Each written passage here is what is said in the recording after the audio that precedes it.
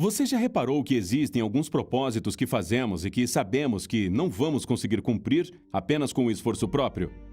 Tipo, quantas vezes você tentou ir para a academia ou começou uma dieta nova? Veja bem, o problema não é o propósito em si, mas sim o coração humano, que é naturalmente instável e enganador. O coração humano é naturalmente inclinado para coisas ruins. Por outro lado, coisas boas como ser fiel ao seu cônjuge, guardar o sábado, comer alimentos saudáveis ou devolver o dízimo e pacto raramente acontecem espontaneamente. Então, quando você faz um voto em obediência à palavra de Deus e tendo ele como testemunha, você está confirmando que não quer mais seguir as inclinações naturais do seu coração, que gostaria de fazer o que é ordenado por sua palavra e o que é certo aos olhos dele. E mesmo reconhecendo que sem o Senhor não pode fazer nada, você também reconhece que Deus é quem efetua em vós tanto o querer como o realizar, segundo a sua boa vontade. Então, fazer um voto prometendo algo a Deus não apenas aumentará seu desejo de seguir sua palavra, mas também fará você mais dependente da sua obra que Ele vai realizar em sua vida. Ao devolver o dízimo e o seu pacto, renove o seu voto de retornar a Deus o dízimo de tudo o que Ele te dá. Coloquemos nossos desejos por último e primeiro Deus.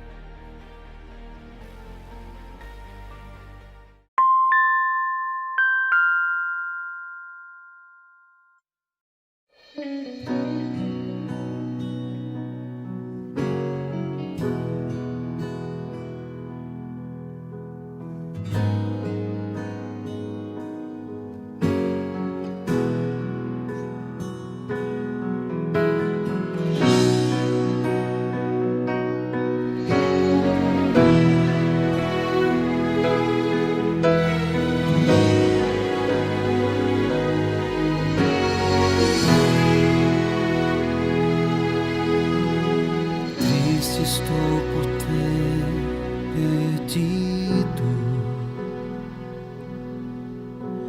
a inocência pura que vivi,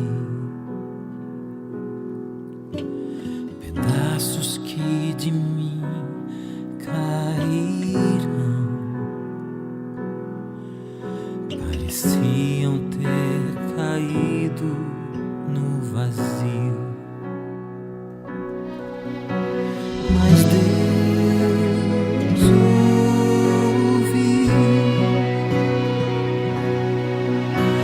quando eu clamei, quando pequei.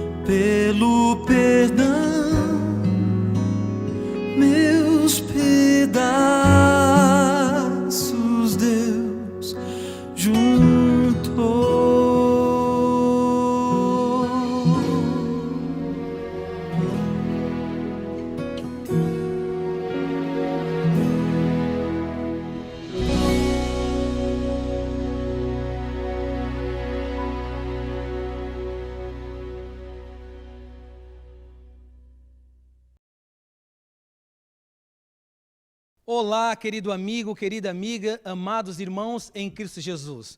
É bom tê-los nesse culto, nessa adoração, na qual celebramos a vida na presença do Senhor, porque nos encontramos debaixo da maravilhosa graça do nosso Salvador. Por mais que estejamos distantes uns dos outros, mais do que nunca estamos perto de Deus, conectados pela palavra, no exercício da fé, crendo que a vitória vem das mãos do Eterno, porque Ele tem planos, Ele tem sonhos para cada um de nós. Portanto, eu quero lhe convidar a louvar o nome de Deus. Cantemos juntos.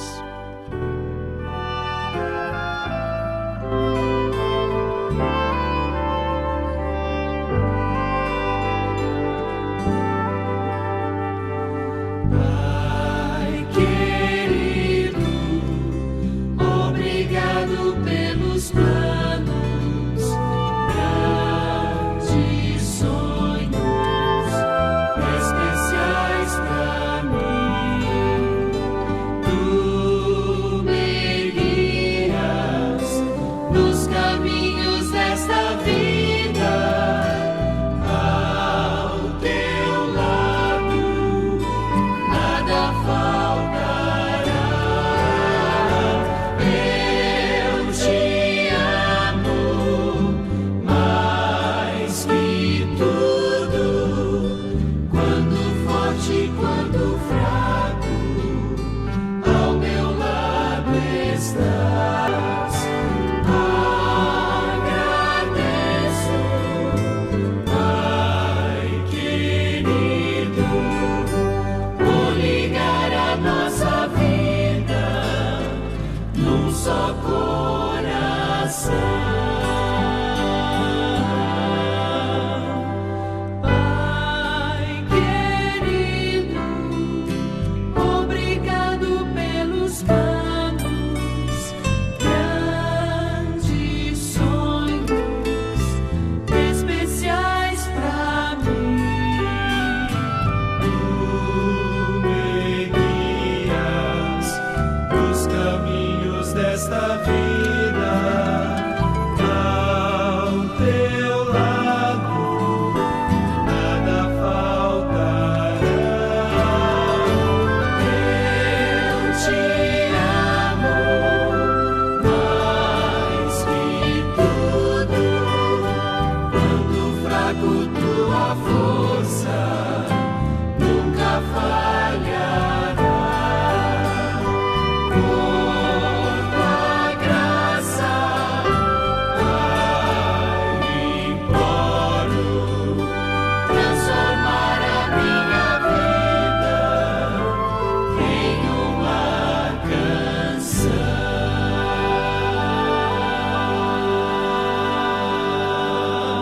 planos, sonhos, ideal de Deus para cada um de nós. Cremos que Deus tem nos abençoado. Isso nos é apresentado na narrativa dos evangelhos. No entanto, os evangelhos não é meramente uma narrativa, é uma pessoa, é Cristo Jesus. E precisamos compreender as suas promessas. Portanto, antes de abrir as Sagradas Escrituras e compreender essas promessas, esses sonhos, esses ideais para nós, precisamos orar. Quero lhe convidar para uma oração. Senhor nosso Deus, nós louvamos o Teu nome. Nós agradecemos ao Senhor pelo dom da vida, pela oportunidade de Te conhecer. Ajude-nos a sentir a Tua presença ao nosso lado. Perdoa os nossos pecados. Nos ajude também a dedicar-nos, Pai, ao ministério da salvação, em nome de Cristo Jesus. Amém. Ministério da salvação. Isso foi o que motivou Jesus a descer ao nosso mundo e empoeirar os pés no mundo de pecado. Nesse contexto, ele é o nosso motivador a continuar pregando e ensinando, porque Jesus passou a maior parte da sua vida ou do seu ministério ensinando, pregando, do que fazendo qualquer outra coisa. Ele sai do anonimato. Anteriormente, o desconhecido Galileu, agora nos evangelhos, durante o transcorrer da apresentação das boas novas, ele é conhecido. E ele passa a ser um pregador extraordinário. Ele é o Senhor da fé. Talvez bem cedo, de manhã, ele acorda, toma de jejum, sai, conversa com idosos, com jovens, com os adultos, não importa. Ele não desperdiçava a oportunidade para salvar pessoas, para transformar vidas. A mensagem, ela está sendo conhecida, as pessoas estão se agregando a Jesus. Logo, ele consegue atingir uma audiência significativa. Talvez você pense uma audiência de 100, 200, mas não. Cerca de 5.000 homens, fora mulheres e crianças, como diz Mateus capítulo 14, versículo 21. Pense em você em meio a uma multidão de pessoas como essa. Que desafio! No entanto, Jesus não desperdiçava a oportunidade. As pessoas eram atraídas por ele como mariposas pela luz. E é nesse contexto que os apóstolos, eles passam a enfrentar alguns dilemas, alguns desafios, mas eles deveriam lembrar que Jesus, sendo o Senhor da vida, estava ali como o Senhor da providência. Afinal de contas, ele é o grande Emanuel, Deus conosco. Ao ensinar aquela multidão, a grande multidão, Jesus, ele vai falando sobre o reino da glória, o reino eterno, e de repente o tempo está decorrendo, a tarde está se esvaindo e a noite adentrando. Já praticamente era a final do dia. E nesse contexto, os apóstolos começam a questionar o que fazer com aquelas pessoas que se encontram ali. É aí que nós leremos o Evangelho de João, no capítulo 6, versículos 5 e 6. Olha o que diz. Então Jesus, erguendo os olhos e vendo que grande multidão vinha ter com ele, disse a Filipe: onde compraremos pães para lhes dar a comer? Mas dizia isto para experimentar, porque ele bem sabia o que estava para fazer. Lembre-se, a grande multidão composta de pelo menos 5.000 homens, fora mulheres e crianças, como diz Mateus capítulo 14, versículo 21. Agora, Jesus se dirige a Filipe, mas de antemão, já em Marcos capítulo 6, versículo 35 e 36, os apóstolos apresentaram uma solução para resolver a questão. Faça o seguinte, Jesus, despeça eles, manda eles irem embora, para que eles possam passar pelos vales, pelos campos, e talvez ter recursos para comer, para beber, ajuda, auxílio de um ente querido, de um próximo, de um amigo, de um novo conhecido. Mandar embora, se livrar do problema. Talvez eles vissem aquela situação como uma grande batata quente em mãos. Lembre-se que já era o final do dia, como diz Mateus capítulo 14, versículo 15, afirmando a questão que é apresentada em João no capítulo 6. Nesse contexto eu fico pensando, a iniciativa dos apóstolos, a iniciativa de Jesus também, ao perguntar a Filipe, se bem que os apóstolos disseram para despedir as pessoas, eles deveriam conhecer que ali estava a essência do poder. Jesus Cristo, outrora, no embate com Satanás, no deserto da tentação, quando inquirido quanto à fé e às providências, Jesus disse: nem só de pão verá o homem, mas de toda a palavra que procede da boca de Deus. Aquelas pessoas foram até Jesus porque queriam o pão espiritual. E jamais o Senhor da fé, o Senhor da vida, poderia despedi-los de mãos vazias. Ele tinha que ajudá-los, ele tinha que favorecê-los, não como algo que fosse forçado, mas como o privilégio de ser o autor da fé, o Senhor da vida. Agora ele poderia manifestar, mais uma vez, o seu caráter e também dar valor à vida, sentido, direção. Mande embora, Senhor. O que fazer? Mande embora. Deixe eles irem. Eles se virarão. Eles conseguirão arranjar recursos. Sabe, muitas vezes nos pegamos nessa situação. Mas quando Jesus, voltando a João capítulo 6, fala a Felipe, onde compraremos pães? Ele queria saber qual era a providência, como iremos assistir essas pessoas. No entanto, ele não estava sendo pego de surpresa. Pelo contrário, ele na verdade sabia o que faria mais à frente. E também não estava literalmente brincando com a fé de Felipe. Na verdade, estava conduzindo o seu amigo íntimo, o seu apóstolo, à reflexão espiritual e entender o que é a manifestação do poder de Deus quando cremos. E qual foi a resposta de Felipe para Jesus? Bom, no capítulo 6 de João, no versículo 7, o texto bíblico diz o seguinte: respondeu-lhe Felipe, não lhes bastariam 200 denários de pão para receber cada um o seu pedaço. Na visão de Felipe, nessa percepção, se tratava de planejamento, execução, mas ter recursos, juntar dinheiro, ter dinheiro para saciar a fome, a necessidade daquelas pessoas. Mas na colocação de Felipe, ele não diz saciar, ele diz ter um pedaço de pão, talvez numa linguagem mais humana, forrar o estômago, como a minha avó costumava dizer. Você já ouviu essa expressão? Bastava 200 denários para cada um ter um pedaço de pão. 200 denários, se pudéssemos entender que equivale a um dia de serviço, seria 200 dias trabalhados.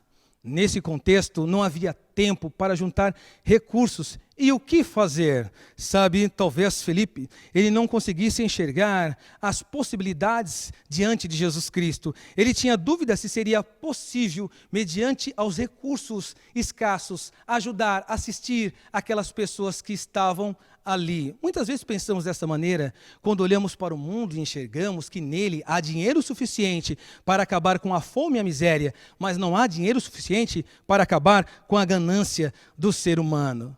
Porém, no contexto de Jesus com Filipe, o apostolado e aquela multidão, não se tratava de abundância, se tratava de necessidade e Deus iria prover. Nesse contexto, quando olhamos também a experiência do pai da economia moderna, Adam Smith, ao sintetizar o que é economia, ele costumava dizer assim: é a busca incessante do homem pela eterna abundância. Ter um pedaço só de pão. Só que Deus não é alguém que faz uma obra pela metade. Deus é alguém que deseja realizar a obra plena, a obra completa. Quando Ele te convidou para a plenitude. Ele te convidou para a entrega em meio à perfeição que Ele é. Para te mostrar, para me mostrar, para nos mostrar que vale a pena confiar em Deus. Que Ele sabe qual é o caminho digno e fiel a ser seguido. Porém, há uma terceira solução. Se a primeira para os apóstolos era despedir, a segunda para Filipe era ter recursos capital para assistir aquela multidão, agora entra um outro personagem, conhecido como André. No capítulo 6, ainda, no versículo 8 e 9, a palavra de Deus diz o seguinte: um de seus discípulos, chamado André, irmão de Simão Pedro, informou a Jesus: está aí um rapaz que tem 5 pães de cevada e 2 peixinhos. Mas isto, o que é para tanta gente? Para aquele grupo de pessoas, o que era isso diante da necessidade? André, ele sempre está à disposição. Na verdade, André, ele apresenta um menino que estava no meio da multidão. Quando aquela criança saiu de casa, a mãe lhe proveu, ou o pai lhe proveu os recursos, 5 pãezinhos, 2 peixinhos, nem sequer sabia o que poderia acontecer. Assim somos nós. Muitas vezes, em meio às possibilidades, aquela questão paradoxal, não conseguimos enxergar a realidade que Deus deseja nos apresentar. É nesse contexto que precisamos enxergar quem é André. E precisamos também nos colocar na mesma situação para entender quem seríamos nós se estivéssemos ali. Mais uma vez, André apresenta alguém para Jesus. Sabe por quê? Simão Pedro foi até Jesus, levado e conduzido por André. Nós podemos ver isso no capítulo 1 de João, no versículo 40 ao 42. Também André conduziu alguns gregos até Jesus, quando esse foi abordado por Filipe, quando então essa multidão de gregos, esse grupo de gregos, procurou o Felipe para saber como poderiam chegar, como poderiam ter um diálogo, uma conversa com Jesus Cristo. Felipe, esse que de antemão vemos aqui, então busca André no capítulo 12, versículo 20 e 22 de João. E André leva esse grupo até Jesus. André não conseguia ficar parado. André era um homem pragmático. Ele precisava fazer algo. Ele precisava fazer alguma coisa. Teoria e prática devem andar juntas. No entanto, André é aquele que toma iniciativa, é aquele que quer fazer algo. Nós temos esse algo aqui, aparentemente pouco, mas nós temos alguns recursos. Porém, nos versículos que lemos, nós vemos que André informou Jesus. A palavra informar é falar o que está acontecendo, o que pode se ter. E ao mesmo tempo, diz os dois versículos, ele também questionou Jesus. Muitas vezes questionamos Deus, queremos entender o porquê disso, o porquê daquilo, mas nós somos finitos e precisamos entender a nossa posição. Talvez eles pudessem ter dito assim: Senhor, o Senhor sabe todas as coisas? O Senhor sabe o que deve ser feito? Nos ajude. Muitas vezes invertemos essa situação em meio à adoração polarizada, quando nos colocamos diante de Deus, quando, como seguidores, discípulos, servos do Senhor, deveríamos colocar atrás, servindo a Deus, e o Senhor à nossa dianteira. Eu percebo Jesus talvez olhando a situação do apostolado, a situação da multidão, e não meramente ironizando, sorrindo no íntimo, mas se compadecendo, porque de antemão, quando ele olhou a multidão, ele se compadeceu, porque aparentemente aquela multidão era como um grupo que não tinha pastor, mas ali estava o sumo pastor, ali estava alguém que tem cuidado do seu povo, cuidado de nós a cada momento, que prometeu que não nos abandonaria, estaria conosco todos os dias até o presente momento, até a consumação dos séculos. André tinha duas características que me chamam a atenção no contexto bíblico. Primeiro, André, ele gostava de tratar as pessoas com cuidado, com acolhimento, ele gostava de se relacionar com as pessoas. Ele gostava também de ajudar a resolver problemas, mas ele tinha algo. E o que esse algo representaria diante do grande desafio? Quantos desafios temos, irmãos? Quantos desafios temos em nossa vida? Quantas vezes há problemas que nos colocamos e muitas vezes há problemas que outros trazem para nós. No entanto, nós conhecemos o Senhor do problema e entendemos que os problemas são despertadores para a realidade da salvação. Talvez na frase de Dwight L. Moody, quando questionado o que fazer ou o que ele faria para pregar o evangelho ao mundo, quando tinha recursos escassos, quando ele era apenas um, que ousadia é essa? Não seria uma utopia? Um idealismo meramente humano? E ele costumava responder: claro, certamente eu sou um, não posso fazer tudo, mas posso fazer algo, e esse algo que posso fazer, o farei pela graça de Deus. Era assim que André deveria ter se comportado. Olha, Senhor, temos pouco, não é muito, é algo, mas debaixo da tua graça e misericórdia, nós realizaremos. Não há essa expressão em André. Claro que ele estava no processo de amadurecimento. Ele precisava aprender, mais uma vez, que o Senhor é Deus. E o Senhor Deus, Jesus Cristo, também é o Deus do impossível.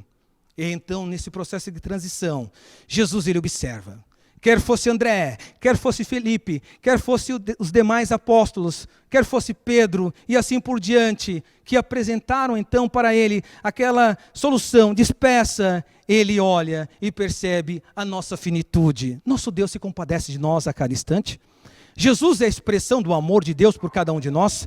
Ele é as boas novas encarnada, Ele que vem até nós para nos alcançar e levar à realidade da salvação, nos conduzindo para essa realidade da salvação. Você consegue enxergar? Se hoje cremos, é porque Ele realizou essa obra. E se ali estava alguém, que é o pão que desceu dos céus, alguém que fez pão cair dos céus, lá no Antigo Testamento, o maná, por que Ele haveria se desprender então desse chamado, dessa oportunidade, quanto à sua audiência, aos apóstolos e à sua figura messiânica? Mas de maneira nenhuma. mais do que nunca, nós como igrejas, nós existimos não para abrir as portas e esperar os pecadores, mas a igreja existe para ir buscar os pecadores, para estar com os filhos de Deus, transformando vidas, impactando corações. É a promessa que Deus nos concedeu através da unção e ação do Santo Espírito. E aí vem a quarta solução. Na pessoa de Cristo, essa é a verdadeira solução. No capítulo 6 de João, já no versículo agora 10 e 11, diz assim, que Jesus falou, fazei o povo assentar-se, pois havia naquele lugar muita relva. Assentaram-se, pois, os homens, em número de quase 5.000. Então Jesus tomou os pães e, tendo dado graças, distribuiu-os entre eles, e também igualmente os peixes, quanto queriam. No contexto bíblico, nós vemos Jesus sendo o Senhor da providência. E sabe o que acontece? Em João capítulo 15, versículo 5, Jesus disse assim, sem mim nada podereis fazer. E agora eles iriam aprender mais uma vez. Aprenderiam mais uma vez essa realidade.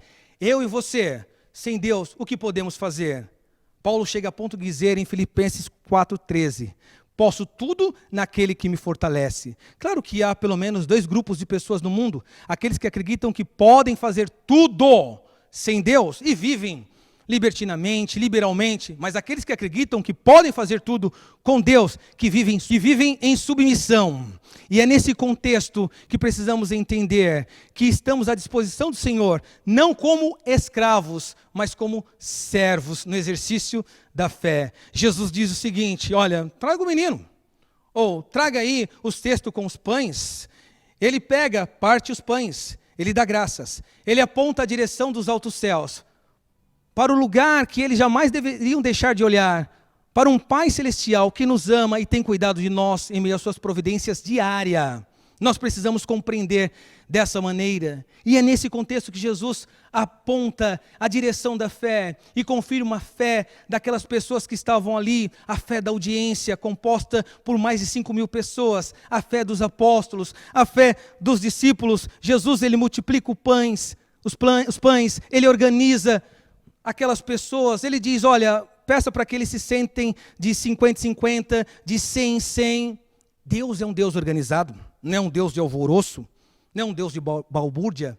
Ele passa a multiplicar os pães, mas ele de antemão organiza, ele providencia meios para que tudo ocorresse de uma forma digna da sua pessoa. Afinal de contas, ele conhece a natureza humana. E ao mesmo tempo, em João 6, 12 e 13, diz assim que o Senhor não queria que se perdesse nada, mas de maneira nenhuma. Por quê? Porque o que acontece é o seguinte, observe, nessa experiência, ao Jesus dar graças, isso significa orar, mostrando a convicção da fé deles também, ele representando a fé daquelas pessoas como um grande mestre, um rabi, aceito por alguns. Lembre-se que o conhecimento de Deus estava sendo a conta-gotas por parte dos apóstolos e daquela audiência que ali se encontrava.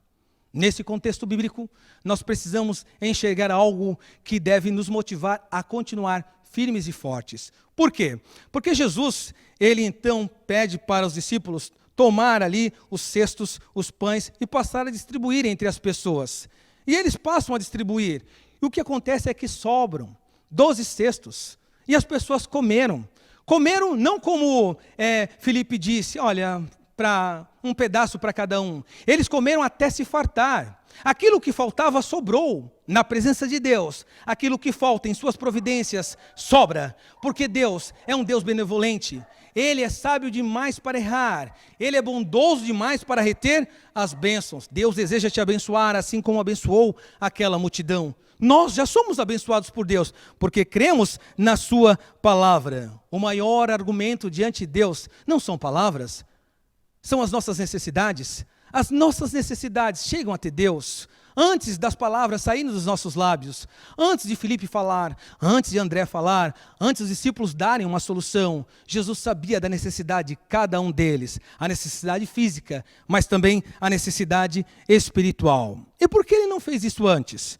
Por que de antemão ele não realizou essa obra? Por que esperar? Nos planos divinos, muitas vezes, eu não sei você, conheço pessoas, também já passei por essa experiência, E muitas vezes ela tende a bater na minha porta da fé, que representa o seguinte: por que Deus muitas vezes não faz aquilo que Ele já poderia ter feito quando espera o tempo ocorrer? O tempo em decorrência, naquele momento, não era para Jesus se preparar, era para os apóstolos, os discípulos e a multidão entender quem Ele era. O tempo de graça que experimentamos em meio às adversidades no mundo de pecado é um tempo que se relaciona à nossa pessoa, ou com a nossa pessoa, para que possamos compreender a magnitude de Deus, as providências de quem? Do Senhor da vida. E assim o Senhor queria ensinar que o ministério divino se entrelaça com o ministério humano. O ministério da salvação se entrelaça com o ministério que envolve a participação do ser humano. E estava tentando lhes ensinar a dependência de Deus. E eles precisavam depender do eterno. Sabe, temos muitas vezes o comportamento de independência do Senhor. Somos hábeis em pedir, tardios em agradecer, e muitas vezes queremos fugir da presença do Senhor, queremos viver na independência de Deus, fazendo planos para Deus, apresentando planos para Deus, mas não podemos esquecer dos planos que Deus tem para cada um de nós, e estamos compartilhando nesse momento. Que bênção saber que fomos chamados, fomos comissionados pelo Senhor para fazer diferença no contexto de pecado. Que bênção saber que por mais que apresentemos soluções para o Senhor em meio aos dilemas que temos, em meio aos problemas que enfrentamos, Deus, Ele deseja nos apresentar a sua proposta de salvação. E o que acontece? No capítulo 6, no versículo 14 e 15, a multidão chega à conclusão: realmente Ele é um profeta. Ele é o profeta que vem da parte de Deus, o profeta. No entanto, logo em seguida, ao ter a fome saciada, o pão em mãos e ver as providências de Deus, eles chegaram a outra conclusão. Jesus, o profeta, agora passa a ser o rei, porque eles queriam pegar Jesus e proclamá-lo rei. Mas Jesus não se coloca à disposição. Sabe por quê? Porque Jesus não é ídolo. Deus não deve ser o nosso ídolo. Nós não somos fãs de Deus, nós somos adoradores de Deus. Ídolo nós colocamos no bolso, como um amuleto, carregamos para lá e para cá e fazemos o que bem quisermos com ele. Mas quanto a Deus, não. É no tempo de Deus. É conforme as providências de Deus, porque Ele sabe o que é melhor para cada um de nós. Sabe, a ousadia e a arrogância achar que todas as nossas orações serão atendidas. Quando Deus, Ele procura nos abençoar, erradicando a maldição do pecado. E é dessa maneira que Ele age nesse momento. Eles não tinham a visão que Jesus gostaria que eles tivessem. Eles eram limitados pela situação, pela fragilidade marcante do pecado. E eu e você, somos diferentes? Será que somos realmente? Assim o Senhor nos chama a considerá-lo o Senhor da vida, a entender que Ele quer nos abençoar, que em meio às adversidades Ele deseja nos alcançar e providenciar para nós as bênçãos necessárias para a nossa edificação espiritual. Sabe, eu fico pensando, literalmente, durante o entardecer, vindo o anoitecer, aquelas pessoas comem, elas se fartam. Jesus falou: olha, agora vocês recolhem os pães, recolhem os pães, vai lá, peguem deles. E eles vão pegando o que sobra. E o que sobra agora são 12 cestos cheios, e que provavelmente ficou na mão dos discípulos, com certeza. E aí vem a questão, eu fico pensando em Jesus olhando para os discípulos com aquele olhar, sabe, sereno, porque Jesus, quando chamava a atenção, Ele chamava com serenidade, com singeleza de ser, com terno amor. E aí, qual era o problema? E aí, qual foi a solução? Quem sou eu para vocês, afinal de contas? Quem é Deus para você? A teologia diária, a nossa teologia de cada dia, nos influencia quanto à compreensão de Deus. E é por isso que precisamos nos policiar. Porque quando você acordou nessa manhã, você lembrou de Deus, você orou, você se colocou à disposição do Senhor, você abriu a palavra do Senhor, você meditou na palavra do Senhor. Será que você colocou no seu coração, em meio à disponibilidade que temos, em compartilhar as promessas do Salvador? Não desperdice o tempo da salvação. Mesmo em meio à quarentena, o isolamento social, vamos aproveitar essa oportunidade para compartilhar o ministério da salvação, mesmo que pareça difícil e impossível. Para Deus, nada é impossível. E Ele ama fazer o impossível. Tirar o povo do Egito, abrir o Mar Vermelho, cair pão do céu, fazer com que o pão desça do céu, o maná, o alimento provido para o seu povo. Isso é fácil para o Senhor da vida, mas tirar o Egito do coração dos seus filhos, tirar o pecado do coração dos seus filhos, a dúvida, a indiferença, a negligência, que também é um pecado, tem sido um grande desafio. E o Santo Espírito tem trabalhado até o presente momento. Ali estava o Senhor da vida. Aquele era o melhor lugar onde aquelas pessoas poderiam estar, na presença do Senhor. E assim perceberam isso e queriam fazer de Jesus rei, mas ainda não era o momento. Algo precisava acontecer. Assim, nossa vida, em meio às adversidades, queremos que o reino de Deus se cumpra logo, que a glória de Deus se manifeste, mas não podemos esquecer que há um processo. E eu e você fazemos parte desse processo, porque somos os dedos de Deus, as mãos de Deus no mundo de pecado. Somos reparadores de brechas no mundo de pecado, e Deus deseja fazer a sua obra. A obra Ele fez por nós, está aqui nas Sagradas Escrituras. A obra Ele está fazendo em nós, está sendo executada nesse exato momento através da unção e ação do Santo Espírito. E a obra que Ele deseja fazer através de nós é a obra da propagação das boas novas, a pregação do Evangelho, não no ato de verbalizar e reproduzir palavras, mas no testemunho fidedigno quanto ao ministério da salvação e a obra de Deus por cada um dos seus filhos. Eu quero lhe convidar nesse momento a cantar, a louvar o nome de Deus. Nós podemos entoar louvores, sim. Eu não sei como está o teu lar, está a tua casa, como está a tua vida, mas Deus sabe. Ele sabe o que acontece na choupana, Ele sabe o que acontece no casebre, assim como na mansão, na cobertura. Ele conhece cada um dos seus filhos, cada necessidade não passa desapercebida por Deus de maneira nenhuma. E no momento certo, pontualmente, Ele deseja estender as suas mãos e aliviar o sofrimento e abençoar.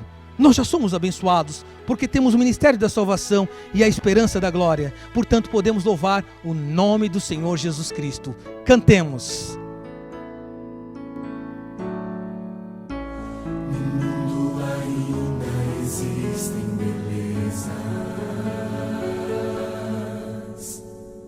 que alegram a vida e nos fazem sonhar.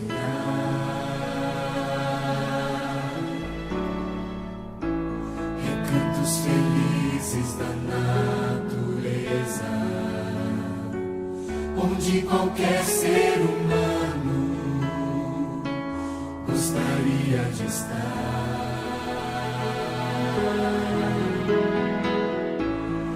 Mas de todos os lugares, o mais bonito e inspirador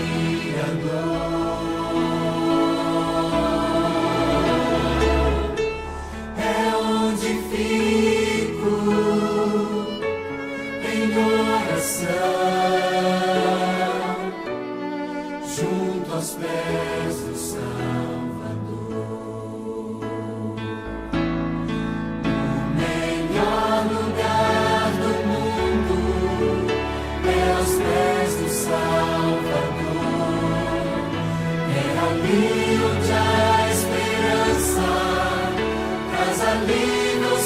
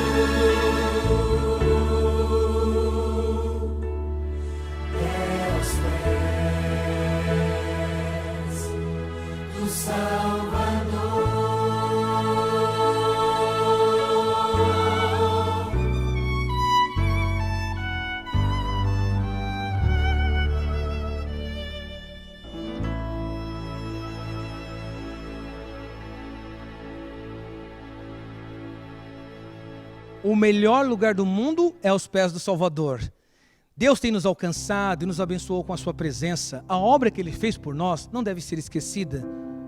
Tampouco a obra que Ele deseja fazer através de nós, porque somos os dedos de Deus no mundo de pecado, as mãos de Deus no mundo de pecado. E se Deus é por nós, quem será contra nós? O Senhor Jesus abençoou aquela multidão, Ele abençoou os apóstolos, os discípulos, para que eles pudessem compartilhar as bênçãos também. Há muitas pessoas que nesses momentos de adversidades, eles estão fragilizados, e você pode realizar uma ligação e consolar um coração.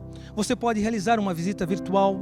Você pode também ministrar uma classe bíblica. Há aqueles também que foram fragilizados quanto ao recurso capital e precisam do pão físico. E você que foi abençoado, foi abençoada, você pode compartilhar essa bênção com essas pessoas. Portanto, eu quero lhe convidar hoje, no dia de sábado, o dia de hoje, das 13 às 17 horas, na Igreja Central Cidade Guidemar, na Igreja da Vila Joaniza do Jardim São Carlos, teremos o Drive-Thru Solidário. E nós ali receberemos as suas doações, a doação do agasalho, da roupa de frio, a doação do alimento não perecível, a doação do material de higiene pessoal. E também, se você está tendo uma dificuldade de dizimar e ofertar porque não tem acesso ao SEVMI e outros recursos, você pode trazer a sua oferta, o seu dízimo, durante esse acolhimento social e espiritual. É nesse contexto que estamos abrindo os braços. A igreja existe para acolher, para fazer a diferença. Saia da sua zona de conforto, da sua zona de comodismo e faça a diferença. Faça a vida valer a pena, antes que seja tarde demais. Eis que o reino de Deus se aproxima, a glória será manifesta. E hoje nós precisamos lembrar o porquê existimos e para onde estamos indo. O próprio João, na sua primeira epístola, no capítulo 3, versículo 17, diz assim: como pode alguém possuir recursos e vendo o irmão padecer necessidades, se despedir dele, se antes prover meios? Nós recebemos o amor de Deus e em nosso coração se encontra o amor do Eterno. Eu quero orar com você, porque eu sei que você foi abençoado. Eu quero orar com você, porque eu sei que você foi abençoada. E não é teologia da prosperidade, não é pietismo, é a pura verdade que nos foi apresentada pela palavra do Senhor. Jamais poderíamos nos escudar das promessas do Eterno. Feche os olhos, vamos orar. Nosso Senhor, nosso Deus, nós te agradecemos pelo benefício da salvação, pela oportunidade que o Senhor nos concedeu de conhecê-lo, de compartilhar as promessas do Eterno e entender que podemos fazer a diferença, podemos fazer a vida valer a pena. Claro que antes que seja tarde demais. É nesse contexto que fomos acolhidos por Ti e queremos acolher muitos outros. Nós não vivemos a utopia nem o idealismo humano. Nós entendemos que isso vem de Ti e que o Senhor tem nos alcançado, deseja nos abençoar como tem abençoado, para que possamos abençoar a muitos outros. Os recursos são poucos e se fazemos muito com poucos recursos, imagine se a igreja, se o seu povo entendesse que unidos podem fazer muito mais. Louvado seja o teu nome. Abençoe essa família, abençoe o teu servo, a tua serva, em nome de Cristo Jesus. Nós te louvamos e agradecemos hoje e sempre. Amém. Drive-Thru Solidário. Neste sábado, dia 6 de junho, das 13 às 17 horas. Na Igreja Adventista de Cidade Ademar, Rua Professor Nicolau Maria Rossetti, 308. Vila Joaniza, Rua Jornal do Comércio, 67. Jardim São Carlos, Rua Desembargador Olavo Prado, 702. Faça sua doação: alimentos não perecíveis, cobertor e roupas de frio. Traga seu dízimo e oferta. Drive-Thru da Solidariedade. Doe e acredite. Juntos podemos mais.